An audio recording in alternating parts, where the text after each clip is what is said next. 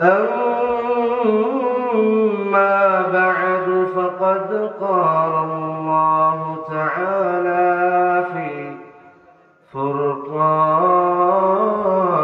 القديم: أعوذ بالله من الشيطان الرجيم. بسم الله الرحمن الرحيم. وأقيموا الصلاة وآتوا الزكاة وأقرضوا الله قرضا حسنا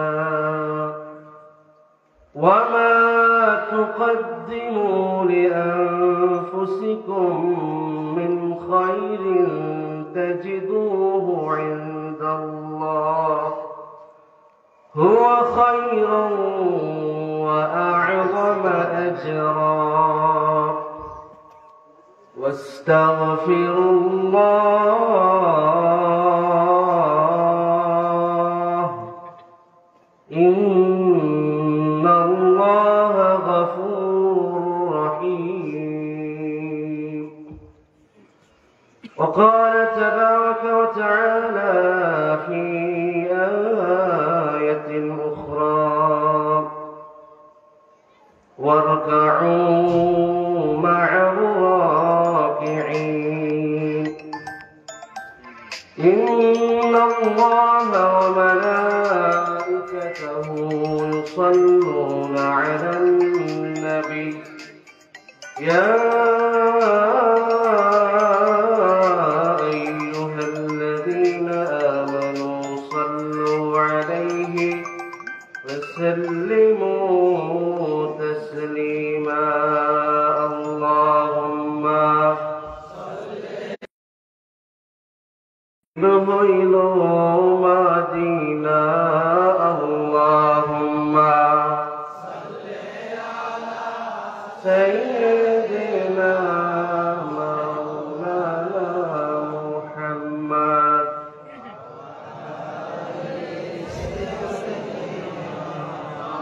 مولانا عشقه يا كدي أمرا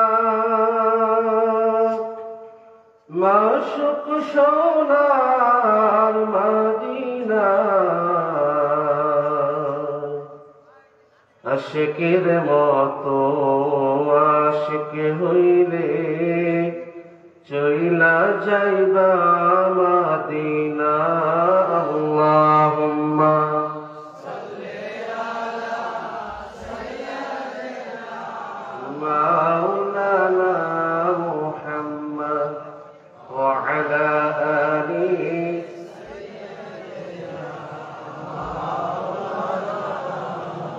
محبت پڑھن بلغ العلا كشف الدجى بجماله حسنت جميع خصاله। ओ पत्थरों के टुकड़ों को कलीमा पढ़ाना, इशारे से सूरज को आपस बुलाना, दरख्तों का अपना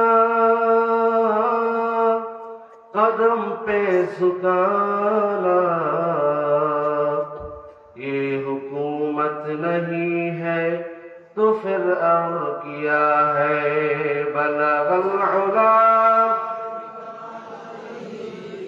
कशफत दुजा बिजमालिही हसनत जमीउ खसालिही। मदीना की हवा से जन्नती बू आती है, खाके पाके मदीना में नूर जन्नत चमकती है। बलगल उला كشف الدجى بجماله حسنت جميع خصاله صلوا عليه إن ارتيا ريح الصباب يوما إلى أرض الحرم بلغ سلامي روضة فيها النبي المحتشم بلغ العلا كشف الدجى بجماله حسنت جميع خصاله عشق محبوب خدا जिस दिल में हासिल नहीं लाखों मोमिन हो मगर ईमान में कामिल नहीं बलगल उला कशफत दुजा बिजमालिही हसनत जमीउ محمد بشر ليس كالبشر والياقوت حجر ليس كالحجر بلغ العلا كشف الدجى بجماله حسنت جميع خصاله আল্লাহুম্মা সাল্লি ওয়া সাল্লিম ওয়া বারিক আলাইহি। শতাব্দীর ঐতিহ্যধন্য দক্ষিণবঙ্গের দ্বীনি শিক্ষার আধ্যাত্মিক মার্কাজ ঐতিহ্যবাহী খাগবুনিয়া দরবার শরীফের অগ্রহায়ণের মাহফিলের মুহতারাম সদরে আঞ্জুমান ওয়াজিবুল ইহতিরাম ওয়াল ইকরাম যুল মাজদি ওয়াল ইহতিশাম সর্বজন মান্য সর্বজন শ্রদ্ধ আমাদের সম্মানিত পীর সাহেব হুজুর কেবলা উপস্থিত রয়েছেন ঐতিহ্যবাহী খাগবুনিয়া ফাজিল মাদ্রাসার সম্মানিত অধ্যক্ষ মহোদয় উপাধ্যক্ষ মহোদয় উপস্থিত রয়েছেন খাগবুনিয়া দরবার শরীফের বড় সাহেবজাদা ছোট সাহেবজাদা সহ আজকের অনুষ্ঠানের এই মাহফিলের মুবারক মুতাবারক আযীমুশ শান এই মাহফিলের সম্মানিত মুরব্বিয়ান কেরাম মুসল্লিয়ান এজাম আল্লাহ রাব্বুল ইজ্জত ওয়াল জালালের দরবারে লাখ কোটি শুকর সুজুদ বহু মানুষদের মধ্য থেকে বাছাই করে ইমতিয়াজ করে বৈশিষ্ট্যমণ্ডিত করে এই মজলিসে এসে বসার কিছু কথা শুনে আমল করবার নিয়তে বসবার তৌফিক যিনি দিয়েছেন আল্লাহ জাল্লা শানুহুর দরবারে একবার শুকরিয়া দান হৃদয় উজাড় করে দিয়ে উচ্চ আওয়াজে একবার পড়ি আলহামদুলিল্লাহ। লাখ কোটি তার চেয়েও অসংখ্য অগণিত দরুদ ও সালাম আকা মাওলা তাজদারে মদিনা সৈয়দুল কাউনাইন ওয়াস সাকালাইন সৈয়দুল আরবি ওয়াল আজম সৈয়দুনা হাবিবুনা কুদওয়াতুনা উসওয়াতুনা মুহাম্মদ মুস্তাফা আহমদ মুজতবা সকলেই জিকির করেন লা ইলাহা ইল্লাল্লাহ লা ইলাহা ইল্লাল্লাহ মুহাম্মাদুর রাসূলুল্লাহ। প্যারে হাজিরিন, আল্লাহ রাব্বুল আলামিন আমাদেরকে বিনা দরখাস্তে আখির জামানার পয়গাম্বার যেই পয়গাম্বারের উম্মত হতে চেয়েছিল আরেক পয়গাম্বার নবী ঈসা আলাইহিস সালাতু ওয়াস সালাম বলেছিলেন আমাকে আখির জামানার নবী বানান। এই দাবি মঞ্জুর না হওয়ার পরে তিনি বলেছিলেন উম্মত বানান। তার এই দাবি মঞ্জুর করা হয়েছে। তিনি শেষ জামানায় আসবেন উম্মত হিসেবে, নবী হিসেবে নয়। ইমাম মাহদী আলাইহিস সালামের সাদারাতে, ইমাম মাহদী আলাইহিস সালামের ইমামতে তিনি নামাজ পড়বেন। হাজিরিন, সেই নবীজি সাল্লাল্লাহু আলাইহি ওয়াসাল্লামের উম্মত হওয়ার তৌফিক দান করেছেন বিনা দরখাস্তে। আরো একবার দেল থেকে পড়ছে আলহামদুলিল্লাহ। প্যারা হাজিরিন, বর্তমান সময়ের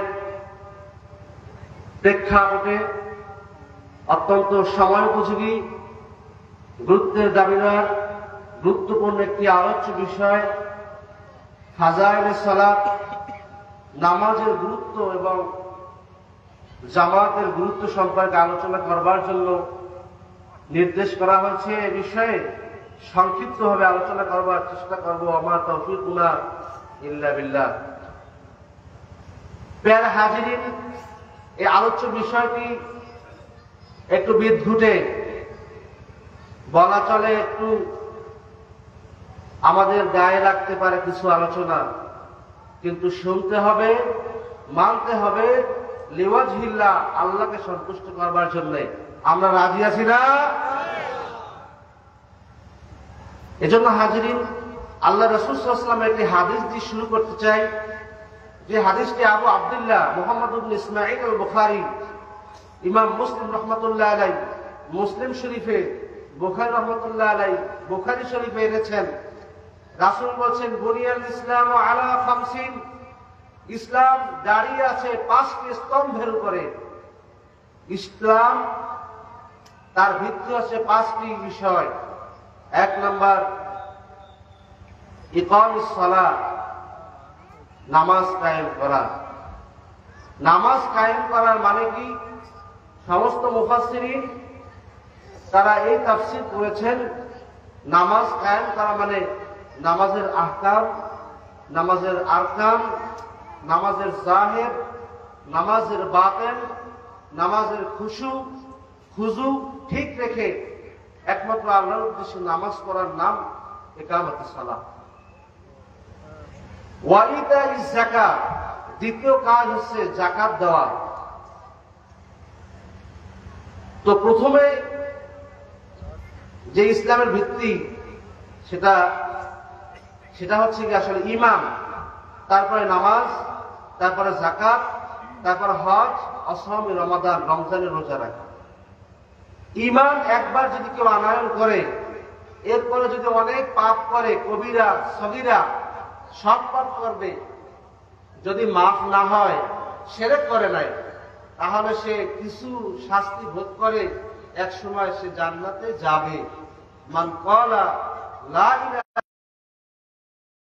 একবার না, 2 বার না, 5 বার, প্রত্যেক দৈনিক 5 বার নামাজ পড়তে হয়। এজন্য আল্লাহ রাব্বুল ইজ্জত ওয়াল জালাল পবিত্র কালামুল্লাহ শরীফের ভিতরে ইরশাদ করে দিয়েছেন, ওয়া আকিমুস সালাতা ওয়া আতুজ যাকাত, তোমরা নামাজ পড়ো।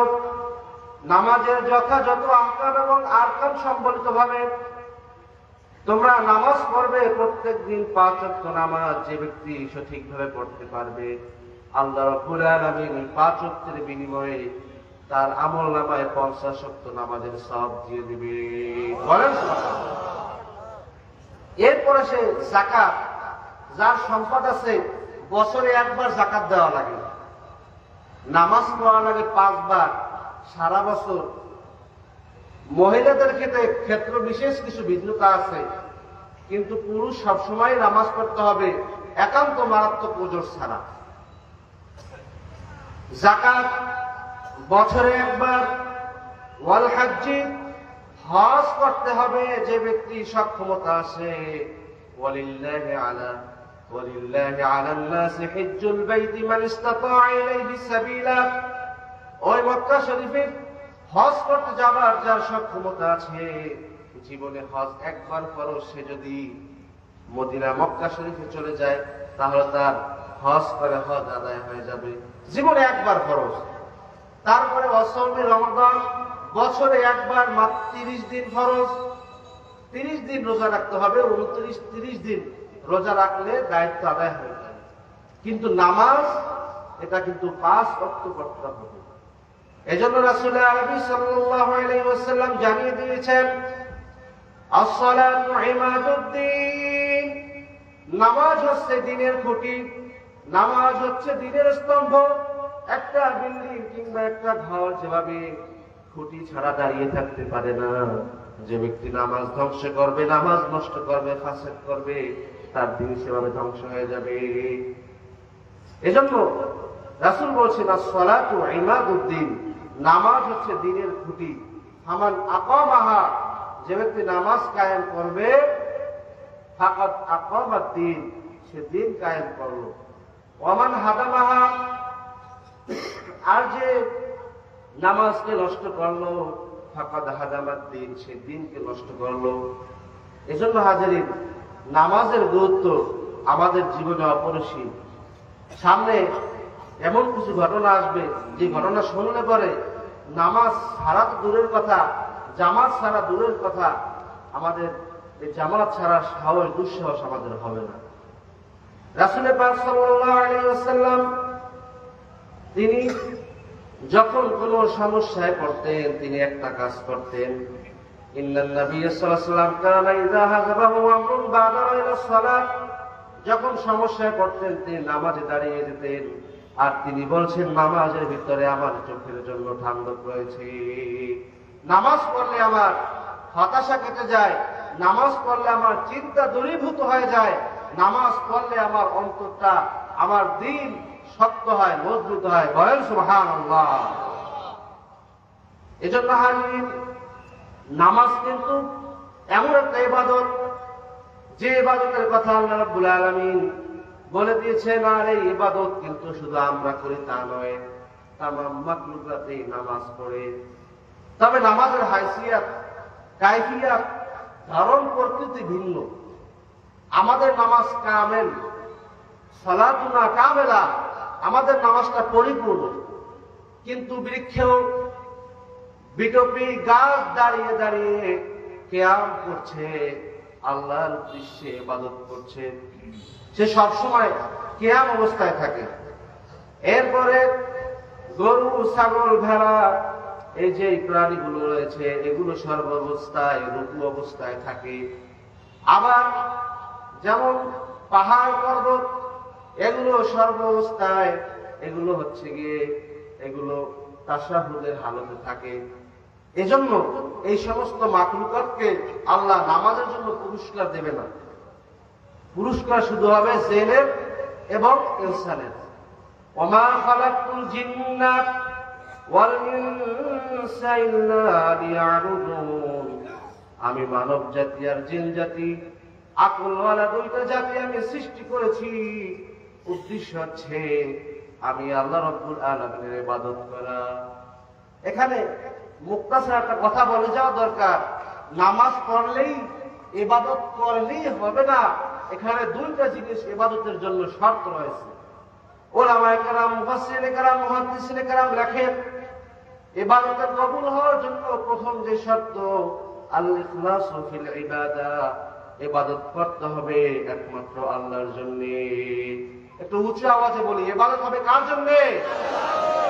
হাজিরিন, আল্লাহ রাব্বুল আলামিন বলছেন, ওমা উমিরু ইল্লা লিয়াবুদুল্লাহা মুখলিসিনা লাহুদ্দীন হুনাফাআ ওয়া ইউকিমুস সালাতা ওয়া ইউতুজ যাকাতা ওয়া যালিকা দীনুল কাইয়িমা। তোমাদেরকে যে নামাজের নির্দেশ দেওয়া হয়েছে, ইবাদতের নির্দেশ দেওয়া হয়েছে, সেটা শুধু নির্দেশ দেওয়া হয়েছে মুখলিসিনা লাহুদ্দীন, একমাত্র আল্লাহর রিজওয়ানুল্লাহ হাসিলের জন্য হবে। হাজিরিন, এই জন্য তামাম মাখলুকাত সবাই জানে আমাকে কিভাবে নামাজ পড়তে হবে, কিভাবে ইবাদত করতে হবে, তাসবিহ পড়তে হবে।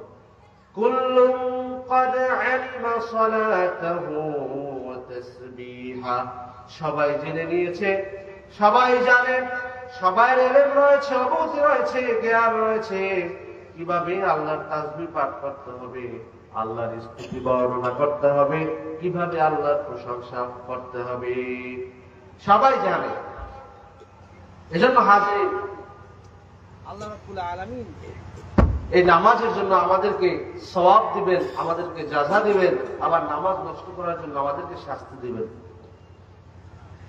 নবী রাসূলরা নামাজ আদায় করেছেন, তারা সালাত পড়েছেন।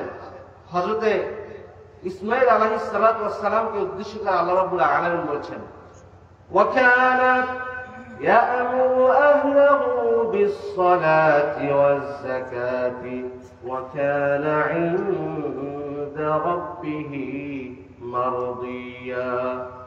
আল্লাহ নবী ইসমাঈল আলাইহিস সালাতু ওয়াস সালাম যার নসলে, যার নসবের, যার বংশতে আমার নবী, আপনার নবী, প্যারা নবীজি সাল্লাল্লাহু আলাইহি ওয়াসাল্লাম আসছেন, তার কথা আল্লাহ বলছেন। তিনি নিজে নামাজ পড়তেন, তার পরিবার পরিজনকে নামাজের নির্দেশ দিতেন, যাকাতের নির্দেশ দিতেন। যেই কারণে আল্লাহ রাব্বুল আলামিনের অনেক প্রিয় পাত্র তিনি ছিলেন। বলেন সুবহানাল্লাহ। আল্লাহর প্রিয় পাত্র হতে চাইলে আল্লাহর নির্দেশ, গরজে খালকাল ইনসান ওয়াল জিন, মানুষ জিন জাতি সৃষ্টির যে গরজ ও উদ্দেশ্য, সেই ইবাদত আমাদের করতে হবে। হযরত মূসা আলাইহিস সালাতু ওয়াস সালামকে আল্লাহ রাব্বুল আলামিন বলেন, ইন্নানি আনাল্লাহু লা ইলাহা ইল্লা আনা ফা'বুদনি ওয়া আকিমিস সালাতা লিযিকরি। হে নবী মূসা, আপনাকে তো আমি অনেক নিয়ামত দান করেছি, সেই দরিয়া থেকে উদ্ধার করে বিবি আসিয়া আলাইহিস সালাতু ওয়াস সালামের কাছে লালন পালন করিয়েছি, নবী বানিয়েছি। মিশরে আপনি নবী, নবুয়তের রিসালাতের দায়িত্ব পালন করেছেন, মাদায়েনে গিয়েছেন, বিবাহ শাদী করে আবার ফিরে আসার পথে বহু ঘটনা কোরআনুল কারীমে উল্লেখ করেছি। আপনি জেনে রাখুন, ইন্নানি আনাল্লাহ, আমি আল্লাহ রাব্বুল আলামিন আপনার ইলাহ, আপনার উপাস্য, এটা আপনাকে জেনে রাখতে হবে। ওয়াকিমিস সালাতা লিযিকরি, আর আপনি নামাজ কায়েম করেন, উদ্দেশ্য হবে আমি আল্লাহকে স্মরণ করা। বলেন সুবহানাল্লাহ। স্মরণ করতে হবে কাকে? আল্লাহ রাব্বুল আলামিনের স্মরণার্থে নামাজ পড়তে হবে। কামা হাক্কুহু, যেভাবে আল্লাহ নামাজ পড়তে বলেছেন ওভাবে নামাজ পড়া আসলে কারো জন্য সম্ভব না। আমাদেরকে যথাসাধ্য চেষ্টা করতে হবে। তারপর যদি নামাজটা কবুল যদি আল্লাহর কাছে হয়, তাহলে কি হবে? আল্লাহ রাব্বুল আলামিন বলেন, ইন্নাস সালাতা তানহা আনিল ফাহশাই ওয়াল মুনকার ওয়া লাযিকরুল্লাহি আকবার। নিশ্চয় নামাজ মানুষকে অন্যায়, অশ্লীল, গর্হিত কাজ থেকে বাধা দিয়ে রাখবে। মানুষ যে নামাজ পড়ে সে খারাপ কাজ করতে পারে না। এই জন্য ওলামায়ে কেরাম বলেন, নামাজে যে ভালো, সমাজে সে ভালো। নামাজে যে ভালো, রাষ্ট্র সে ভালো। নামাজ যার ভালো না, তার সংসার ভালো না, সমাজ ভালো না, রাষ্ট্র ভালো না, কিচ্ছু ভালো না। এজন্য হাজিরিন, আল্লাহ রাব্বুল আলামিন পবিত্র কোরআনুল কারীমের ভিতরে নামাজ পড়ার নির্দেশ দিয়েছেন। আল্লাহ রাব্বুল আলামিন বলেছেন, ওয়াকিমিস সালাতা তারাফাইন নাহারি ওয়া যুলাফাম মিনাল লাইল। রাতের দুই অংশে, দিনের দুই অংশে এবং রাতের কিছু অংশে তোমরা নামাজ পড়ো। দিনের দুই অংশ মানে ফজর, যোহর প্রথম অংশ, আসর দ্বিতীয় অংশ, মাগরিব এশা রাতের অংশ। নামাজ পড়লে কি হবে? ইন্নাল হাসানাতি ইউযহিবুনাস সাইয়্যাত, নিশ্চয় নেক কাজ বদ কাজকে দূর করে দেয়। বলেন সুবহানাল্লাহ। এক সাহাবী রাসূলের দরবারে এসে হাজির, ইয়া রাসূলুল্লাহ, আমার দোকানে এক মহিলা খেজুর ক্রয় করতে এসেছিল। খেজুর ক্রয় করবার জন্য যখন কথাবার্তা হচ্ছিল, আমি বললাম, ঘরের ভিতরে, দোকানের ভিতরে আরো ভালো খেজুর আছে, ভিতরে আসেন। এই কথা শুনে ওই মহিলা সরল মনে দোকানের ভিতরে যখন গেল, শয়তান কুমন্ত্রণা জাগিয়ে দিল। ওই সাহাবী জেনা ছাড়া বাকি অন্যান্য সব অন্যায় কাজ তখন শয়তানের প্ররোচনায় করে ফেলল। অনুতপ্ত হলো, কারণ তারা তো সাহাবী, তারা অন্যায় কাজ করে ফেললে আল্লাহ রাব্বুল আলামিন তাদের ভিতরে অনুশোচনা জাগিয়ে দেন, তওবার একটা পন্থা আল্লাহ করে দেন।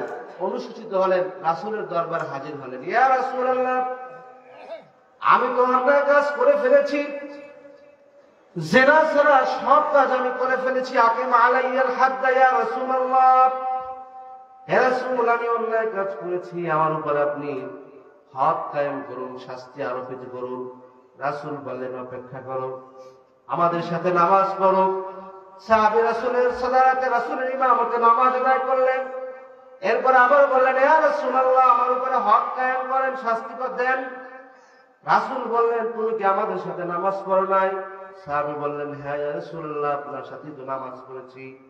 রাসূল বললেন, তোমার ওই নামাজ, তোমার জিকির, তোমার তাসবিহ, তোমার তাহমিদ, এগুলো তোমার ওই পাপ রাশিকে মুছে দিয়েছে। আরো জোরে বলেন না সুবহানাল্লাহ।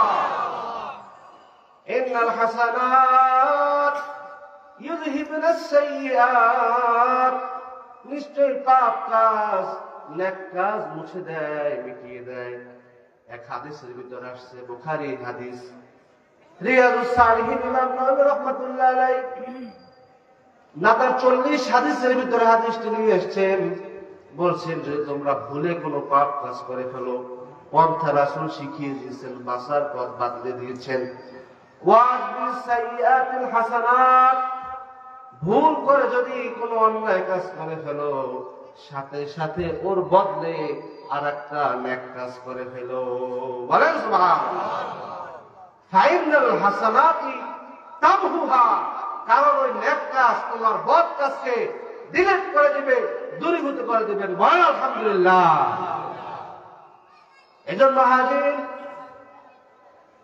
আল্লাহ রাব্বুল আলামিন তো বলে দিয়েছেন, তোমরা দিন পালন করবে, নামাজ ইবাদত করবে, কিন্তু তার আগে তোমাদের একটা কাজ আছে, ওয়া আলামান্নাহু লা ইলাহা ইল্লাল্লাহ, তোমরা ইলম অর্জন করো, আল্লাহ ছাড়া কোনো ইলাহ নাই, মাবুদ নাই, উপাস্য নাই, ইবাদত উপাসনার যোগ্য আর কোন মাবুদ নাই, এটা তোমাদের ইলম অর্জন করতে হবে।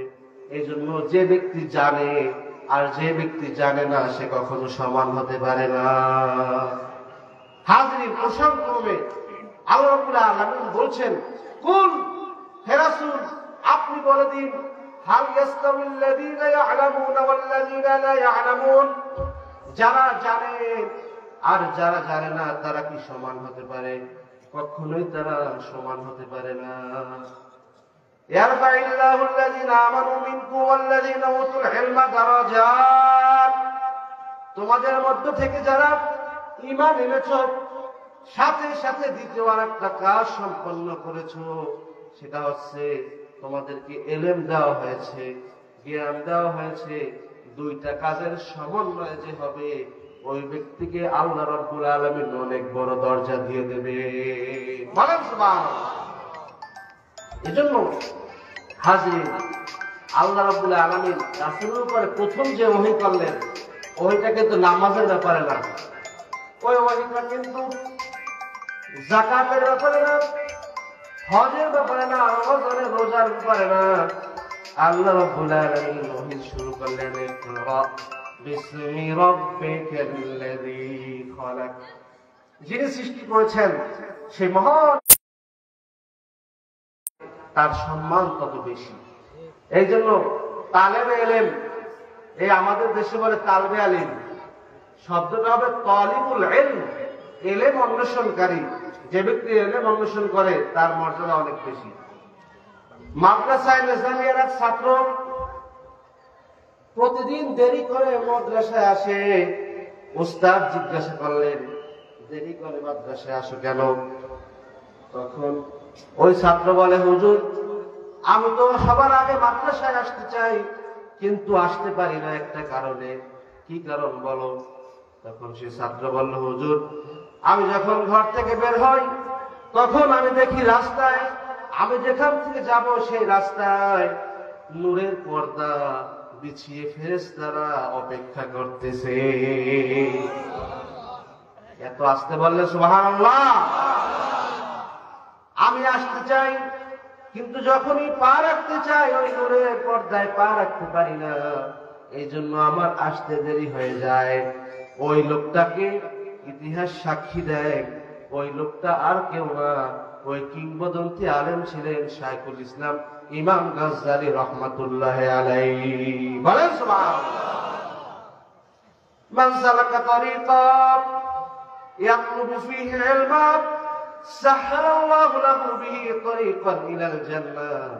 আমার আপনার মতো এই মাহফিলে মজলিসে জান্নাতের বাগানে বিনা টাকায়, বিনা উৎসাহে, বিনা প্ররোচনায় আমরা এসে বসলাম। আমাদের উদ্দেশ্য কিছু জানা, আমাদের বাস্তব জীবনে প্র্যাকটিক্যাল লাইফে বাস্তবায়ন করা। আল্লাহ রাসূল বলছেন যারা এরকম তালিবুল ইলম হতে পারবে, ছাত্র হতে পারবে। হাদিসে পাকে এই নামাজের বহু ফাজাইল গুরুত্ব বর্ণিত আছে। আবু দারদা রাদিয়াল্লাহু তাআলা আনহু থেকে বর্ণিত একটা হাদিস বলবো। আন আবি দারদা রাদিয়াল্লাহু তাআলা আনহু আন্নাহু খারাজ আন্না রাসূলুল্লাহ সাল্লাল্লাহু আলাইহি ওয়াসাল্লাম খারাজা ফি শিতাই ওয়াল ওয়ারাকু ইয়াতাহাফাতু। এরকম শীতকালে, এখন তো আমার গরম লাগে কথা বলি, এরকম শীতকালে একদিন রাসূল সাল্লাল্লাহু আলাইহি ওয়াসাল্লাম ঘর থেকে বের হলেন। গাছের পাতা শীতকালে কিন্তু এরকম ঝরে ঝরে পড়ে, ঝরে পড়তেছিল। রাসূল ঘর থেকে বের হলেন, ফাআখাযা মিন শাজারাতিন, গাছে একটা ডাল ধরলেন। ফাজালা যালিকাল ওয়ারাকু ইয়াতাহাফাতু, ওই গাছের পাতা আরো বেশি পড়তে লাগলো। ক্বালা ইয়া আবু যারদিন, আবু যার রাদিয়াল্লাহু হাদিস মিস্টেক হয়েছে, আবু যার রাদিয়াল্লাহু তাআলা আনহু হাদিস। ইয়া আবু যারদিন, আবু যার। রাসূল যখন ডাক দিলেন তিনি বলেন লাব্বাইকা ওয়া সা'দাইকা ইয়া রাসূলুল্লাহ, ইয়া রাসূলুল্লাহ আমি হাজির।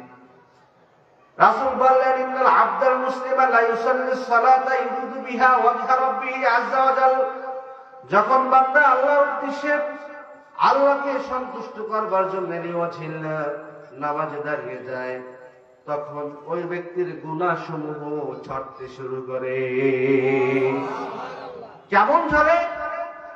আল্লাহ রাসূল বলেন ইয়াতাহাফাতু আনহু যুনুবুহু কামা তাহাফাতা আনহু হাদাল ওয়ারাকু। গাছের পাতা, গাছের ডাল ধরবার জন্য, ধরবার কারণে যে বেশি পরিমাণে গুনাহ ঝরতে রয়েছে, ওই রকম বেশি পরিমাণে গুনাহ ব্যক্তির আমলনামা থেকে আল্লাহ রাব্বুল আলামিন দূর করে দেন। আবার এই নামাজ কেমন নামাজ? এই নামাজের কথা কিয়ামতের ময়দানে হিসাবের সময়ে সর্বপ্রথম জিজ্ঞাসা করা হবে। হাদিসে পাকে এসেছে আউয়ালু মা ইউহাসাবু বিহিল আবদু মিন আমালিহি ইয়াউমাল কিয়ামাতি সালাতুহু। কিয়ামতের দিনে বান্দার প্রথম যে জিজ্ঞাসাটা হবে তার নামাজ কি করেছো, তুমি নামাজ আদায় করেছো কিনা। ফায়ুসালাহাত সালাহাত সালাতুহু, যদি নামাজ ঠিক থাকে, যদি নামাজ ভালো থাকে, যদি নামাজ যথাযথ হয়, ফাকাত আফলাহা ওয়া আনজাহা, তাহলে লোকটা সফল কাম হয়ে গেল। বলেন আলহামদুলিল্লাহ। কিন্তু ওয়াইন ফাসাদাত, দুর্ভাগ্যক্রমে যদি নামাজের প্রশ্নে ধরা খেয়ে যায়, নামাজের ক্ষেত্রে যদি বিনষ্ট করার তার স্বীকারোক্তি পাওয়া যায়, ফাকাদ খাবা ওয়া খাসিরা, তাহলে ওই ব্যক্তি ধ্বংস হয়ে গেল, ওই ব্যক্তি ক্ষতিগ্রস্ত হয়ে গেল। এজন্য নামাজের ব্যাপারে আমাদেরকে সাবধান হতে হবে। প্যারে হাজিরিন, এই নামাজ পড়লে পরে রাসূল পাক সাল্লাল্লাহু আলাইহি ওয়াসাল্লাম একটা হাদিস, যে ব্যক্তি নামাজ এর যত্নবান হবে নামাজের ব্যাপারে, তাকে আল্লাহ রাব্বুল আলামিন 5টা পুরস্কার দিবেন। মান হাফাজা আলাস সালাহ, যে ব্যক্তি নামাজের হেফাজত করবে, যথাযথ নামাজ আদায় করবে, আকরামাহুল্লাহু বিখামসি খিসাল, ওই ব্যক্তিকে আল্লাহ 5টা পুরস্কার দিবে। আমার হাজরিন, এই পুরস্কার, এই নিয়ামত, এই সম্মান, এই হাদিয়া কারা কারা পেতে চাই? নারায়ে তাকবীর। সম্মানিত হাজিরিন, মান হাফাযা আলা সালাতি আকরামাহুল্লাহু বিখামসি খিসাল, যে ব্যক্তি নামাজ হেফাজত করবে আল্লাহ রাব্বুল আলামিন তাকে 5টা পুরস্কার দিবেন।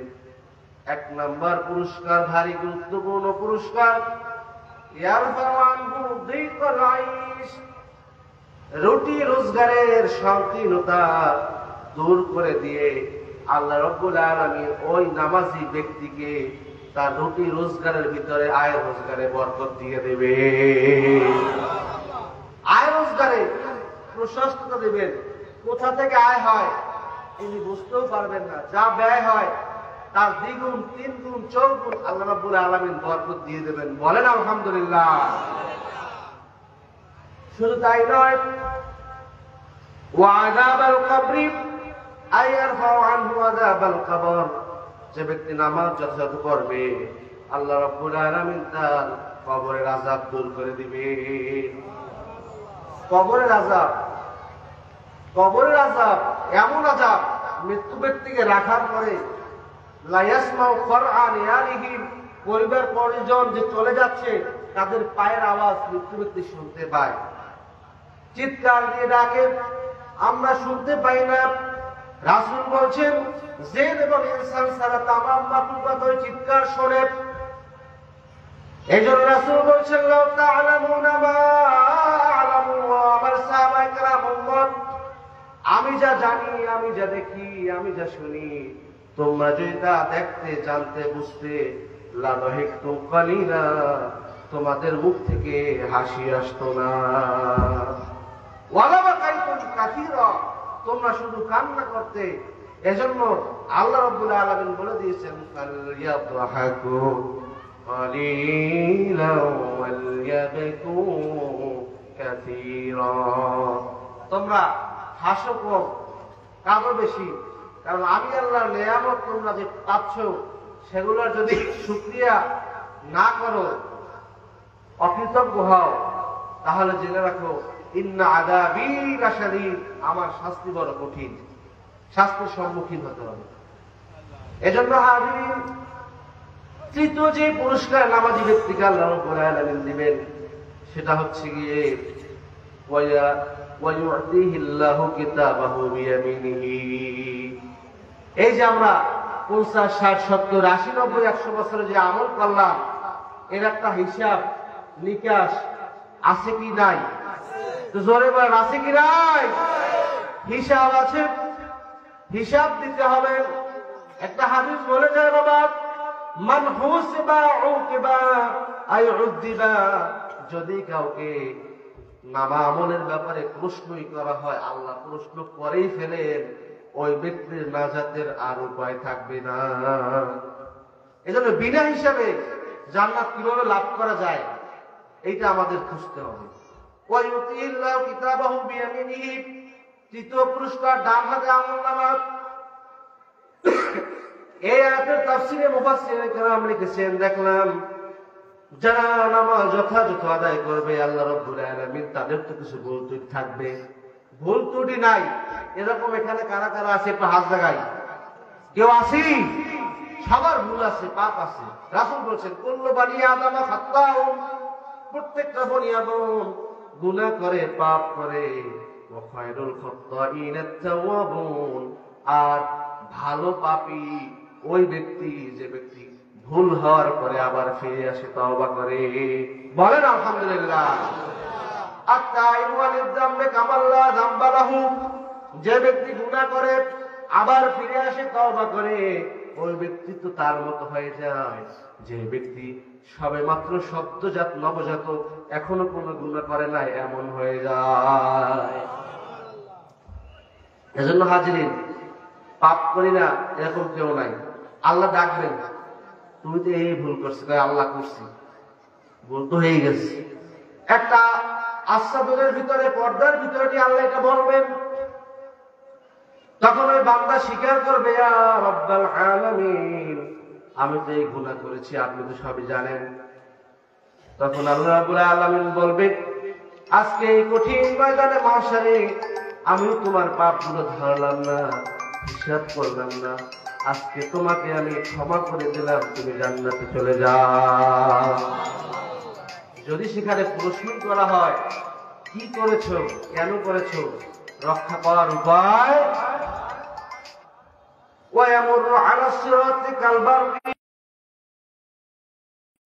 ওই যে পুল, ওই যে রাস্তা, ওটা হবে চুলের চেয়েও অধিক চিকন এবং আপনার তরবারির পাতলা ধারালো, তরবারির চেয়েও ধারালো হবে।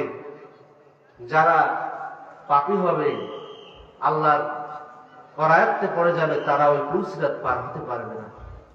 যারা যথাযথ নামাজ পড়েছে, নামাজের হেফাজত করেছে, আল্লাহ রাসূল সাল্লাল্লাহু আলাইহি ওয়াসাল্লাম বলছেন তারা ওয়ায়ামুরু আলা সিরাতি কাল বারকি, বিদ্যুতের গতিতে পুল সিরাত পার হয়ে যাবে, চিন্তা করা লাগবে না।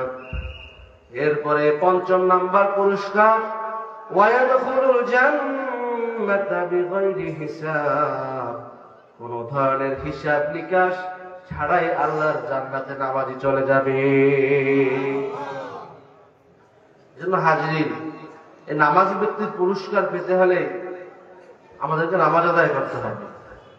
এই নামাজ অত্যন্ত গুরুত্বপূর্ণ। রাসূল পাক সাল্লাল্লাহু আলাইহি ওয়াসাল্লামের ইন্তেকালের পূর্ব মুহূর্তে তিনি যখন মারাত্মক অসুস্থ হয়ে গেলেন, মাগরিবের নামাজ পড়লেন, সূরা মুরসালাত তার শেষ তেলাওয়াত সূরা। রাসূল সাল্লাল্লাহু আলাইহি ওয়াসাল্লাম অসুস্থ হয়ে পড়লেন, এশা নামাজের ইমামতি রাসূল সাল্লাল্লাহু আলাইহি ওয়াসাল্লাম করবেন। রাসূল কিন্তু আজীবন শুধু নামাজ পড়িয়েছেন, ইমামতি করেছেন, তিনি কিন্তু কখনো মুক্তাদি হন নাই এবং তিনি কোনো সময় আযান দেন নাই। এমন একটা আমল আছে যেটা সুন্নাত, কিন্তু রাসূল কোনো সময় করেন নাই। সেটা কি বলেন তো? সেটা আযান। রাসূল তখন আযান দেয় নাই, কিন্তু এই আমলটা কি সুন্নাত। প্যারে হাজিরিন, রাসূল সাল্লাল্লাহু আলাইহি ওয়াসাল্লাম অসুস্থ হয়েছেন,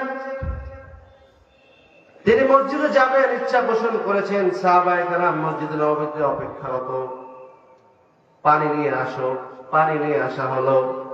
রাসূল সাল্লাল্লাহু আলাইহি ওয়াসাল্লাম ওযু করলেন, বললেন আমাকে ধরো, মসজিদে নিয়ে যাও। মসজিদ কি ৫ মাইল দূরে ছিল নাকি মসজিদে নববীর ওই মসজিদের ভিতরেই ছিল? ভিতরেই ছিল। রাসূল সাল্লাল্লাহু আলাইহি ওয়াসাল্লাম উঠতে চাইলেন, হঠাৎ তিনি বেহুশ হয়ে আবার পড়ে গেলেন। তাকে শোয়াই দেওয়া হলো। কিছুক্ষণ পরে হুঁশ ফিরল। সাহাবায়ে কেরাম তারা কি নামাজ আদায় করেছেন? উত্তর আসলো না, তারা আপনার জন্য অপেক্ষা করছে। আবার রাসূল সাল্লাল্লাহু আলাইহি ওয়াসাল্লাম ওযু করলেন, উঠার চেষ্টা করলেন, আবার মূর্ছা গেলেন।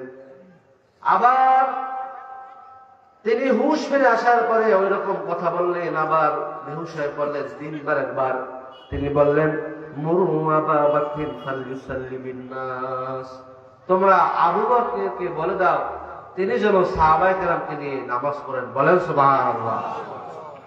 তিনি এরকম শর্টফট করেছেন জামাতে যাওয়ার জন্য, কিন্তু আমরা একটু অসুস্থ হলেই, একটু সুতা পেলেই কিন্তু নামাজ পরিত্যাগ করি, নামাজ ছেড়ে দিই।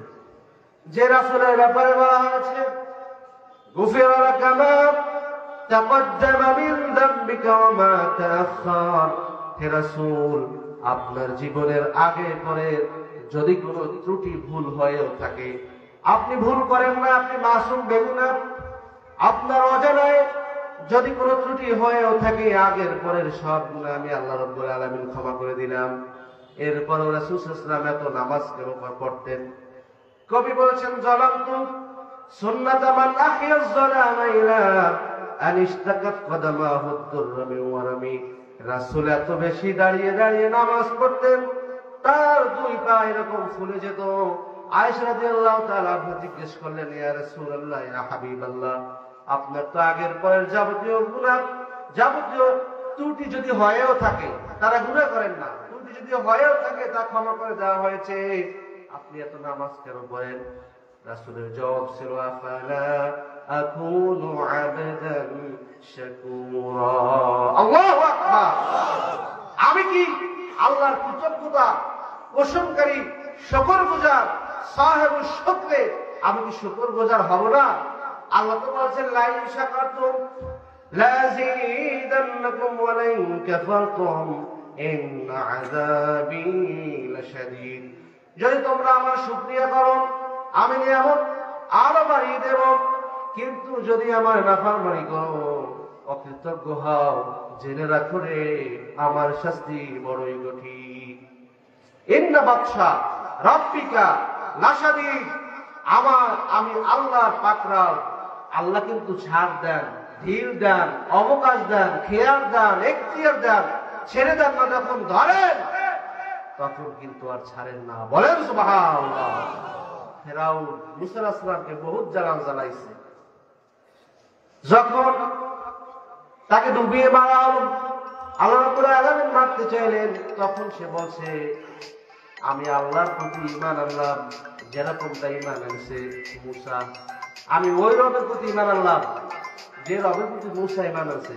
তখন আল্লাহ বলছেন আল আন ওয়াকাদ আসাইতা মিন ক্বাবলু, এতদিন আমি আল্লাহর উল্টা চলছো, এখন মরণ দেখা ভয় পাইয়া এখন ঈমান আনতেছো, ওই ঈমানের কোনো দাম।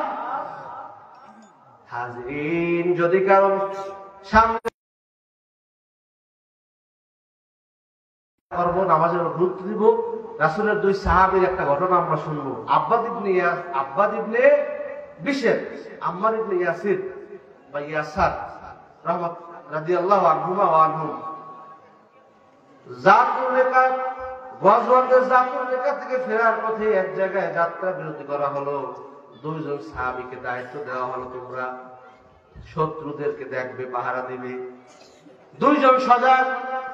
চিন্তা করলেন যদি আমরা দুইজন সজাগ থাকি, এমন হবে এক সময় আমরা দুইজন ঘুমিয়ে পড়ব, ঘুমিয়ে পড়লে পরে আমাদের দায়িত্ব অবহেলা হয়ে যাবে, দায়িত্ব পালন হবে না।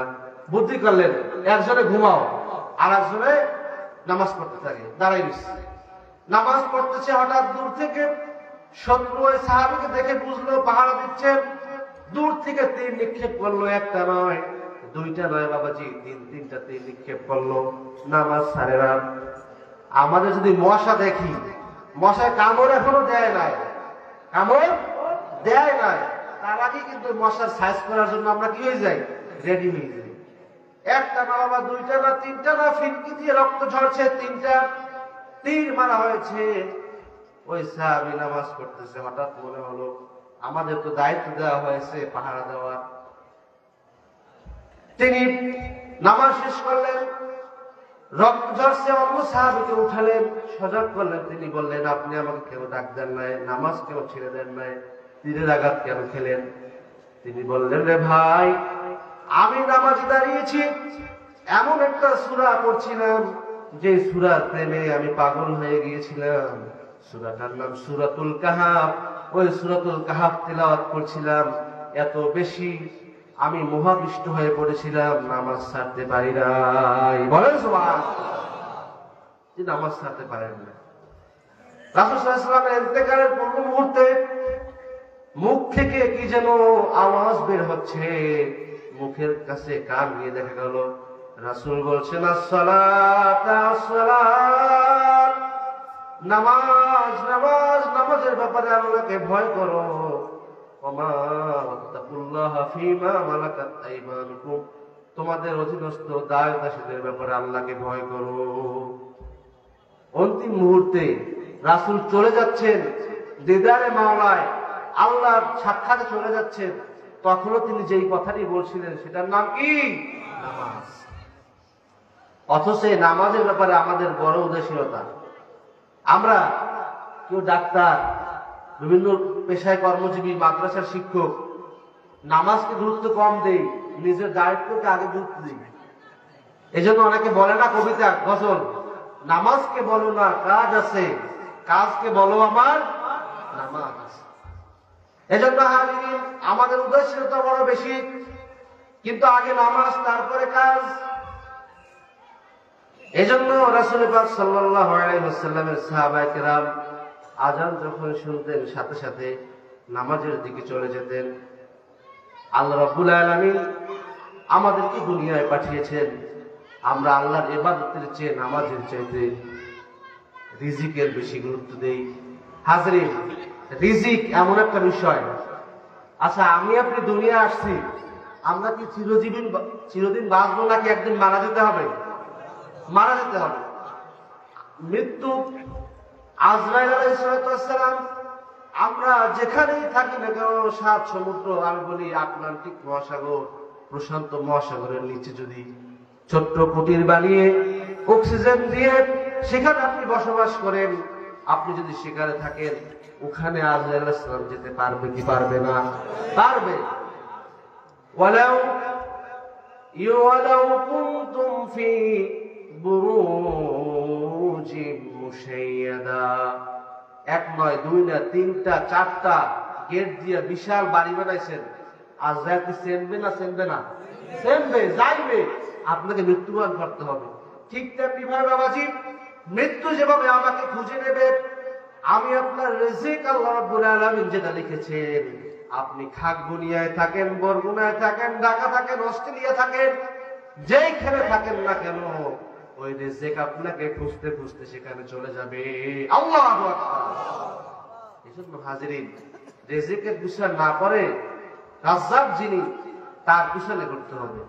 এজন্য হযরত মূসা আলাইহিস সালাম মাদায়েন থেকে মিশর যাচ্ছেন, সাথে তার স্ত্রী গর্ভবতী। হঠাৎ গর্ভ খালাসের সময় হয়ে গেল। হযরত মূসা আলাইহিস সালাম ব্যতিব্যস্ত হয়ে গেলেন, কোথায় আগুন পাওয়া যাবে। নবজাতক জন্মগ্রহণ করলে উষ্ণতার দরকার আছে কি নাই? আছে। তখন তিনি ব্যতিব্যস্ত হয়ে পড়লেন। আল্লাহ দেখলেন যে খেলা, যে মূসা আলাইহিস সালাম আমি আল্লাহর কাছে না বলে কোথায় আগুন পাবে, কোথায় লাকড়ি পাবে, কোথায় উষ্ণতা পাবে, এটা খুঁজতেছে, রিজিকের সন্ধানে দৌড়াচ্ছে। আল্লাহ রাব্বুল আলামিন বলছেন, মূসা তোমার হাতে তো লাঠি আছে, লাঠি দ্বারা ওই সামনে একটা পাথর দেখো, পাথরে আঘাত করো। আল্লাহ যে নির্দেশ দিয়েছেন সেই মোতাবেক মূসা আলাইহিস সালাম ওই পাথরে আঘাত করার সাথে সাথে পাথরটা ভেঙে চৌচির হয়ে গেল। ওর ভিতর থেকে আর একটা পাথর বেরিয়ে গেল। বলেন আবার আঘাত করো। আবার আঘাত করলেন, আঘাত করার সাথে সাথে আর একটা পাথর বেরিয়ে গেল। এরপরে বললেন আবার আঘাত করো। ওই আঘাত করার পরে আর একটা পাথর বেরিয়ে গেল। ওই পাথরের মধ্যে থেকে একটা ছোট্ট কীট, ধরেন পিপিলিকার মতো ছোট্ট একটা কীট বেরিয়ে গেল। তার মুখে বালু করার মতো ক্ষুদ্র একটা খাদ্য। ওই কীটের জমার আল্লাহ রাব্বুল আলামিন খুলে দিলেন মূসাকে উদ্দেশ্য করে। ওই কীট বলছেন, সুবহানা মান ইয়ারানি, ও মূসা, আমি আল্লাহ রাব্বুল আলামিনের পবিত্রতা ঘোষণা করে বলছি, আমি তিন পাথরের মধ্যে কোথায় আছি, সেখানে বসে সেখানে থেকেও আল্লাহ রাব্বুল আলামিন আমাকে দেখেন। সুবহানাল্লাহ। শুধু তাই নয়, ওয়ায়াসমাউ কালামি, তিন পাথরের মধ্যে থাকলে কি হবে, সেখান থেকে আল্লাহ আমার কথা শোনেন। শুধু তাই নয় রে মূসা, ওয়ায়ারিফু মাকানি, আমি কোথায় আছি আল্লাহ জানেন। ওয়ায়ারযুকুনি, ওখানে আল্লাহ আমাকে রিজিক পাঠান। ওয়ায়ারানি, আমাকে আল্লাহ দেখেন। ওয়ায়ানজুরুন ওয়ায়ারানি ওয়ায়াযকুরুনি, আল্লাহ আমার কথা স্মরণ রাখে। ওয়ালা ইয়ানসানি, আল্লাহ আমাকে বলেন না। এই কথা যখন শুনলেন মূসা আলাইহিস সালামের মাথায় ধরলো যে আয় হায়, আমি রাজ্জাক, রিজিক যিনি দেন তাকে না খুঁজে আমি রিজিক খুঁজতেছি, আমার তো ভুল হয়ে গেল। হযরতে মূসা আলাইহিস সালাম অনুশোচিত হলেন। এজন্য হাজরিন, আকীদার কিতাবে আছে আর রিজকু মাকসুম, রিজিক কে কয়টা পাবে, কে কোন জায়গায় কথা বলবে, কে কোন জায়গায় খাবে, কে কোন জায়গায় ঘুমাবে, এটা আল্লাহ নির্দিষ্ট। একটা হাদিস বলে শেষ করব, ইঙ্গিত দেওয়া হয়েছে শেষ করার জন্য। রাসূল সাল্লাল্লাহু আলাইহি ওয়াসাল্লাম বলেছেন, ইন্নাল্লাহা কাতাবা মাকাদিরাল খালকি, আল্লাহ রাব্বুল আলামিন তামাম মাখলুকাতের তাকদীর লিখে রেখেছেন। এই সব কথা বলেন, আল্লাহ রাব্বুল আলামিন তাকদীর কি করেছেন? জোরে বলেন, কি করেছেন? লেখা, সব লেখা। কবে লেখছে? ক্বাবলা ইয়াখলুকাস সামাওয়াতি ওয়াল আরদ বি50 হাজার বছর আগে আমার তাকদীর লিখে রেখেছে। এজন্য কবে কি খাবেন, কোথায় খাবেন, এই চিন্তা আপনার করার দরকার নেই। চিন্তা করবেন কে? জোরে বলেন কে? এজন্য রাজ্জাকের পিছনে ছুটতে হবে। এজন্য হাদিসে রাসূল সাল্লাল্লাহু আলাইহি ওয়াসাল্লাম আল্লাহ রাব্বুল আলামিন হাদিসে কুদসিতে বলেছেন, ইয়া ইবনে আদম, হে বনি আদম, আদম সন্তান, তাফাররাগ লি ইবাদাতি, আমার ইবাদতে লেগে যাও। আমলা সাদরাকা গিনান, তোমার অন্তরটা প্রশান্তি আর প্রাচুর্যতায় প্রশস্ততায় আমি আল্লাহ ভরে দিব। দায়িত্ব আমার। সুতরাং আল্লাহ রাব্বুল আলামিনের রেজামন্দির জন্য নামাজ আদায় করতে হবে। সম্মানিত হাজির, বলছিলাম নামাজ জামাতে পড়ার কি গুরুত্ব, এই বিষয়ে আলোচনা করব। সময় সংক্ষিপ্ততার কারণে যতটুকু আলোচনা করা হলো, আল্লাহ রাব্বুল ইজ্জত ওয়াল জালাল আমাকে, আপনাদেরকে, সবাইকে আল্লাহ রাব্বুল আলামিনের উপরে যথাযথ আমল করার তৌফিক দান করেন। সকলে জোরে সোরে বলেন আমিন। ওয়া আখিরু দাওয়ানা আলহামদুলিল্লাহি রাব্বিল আলামিন।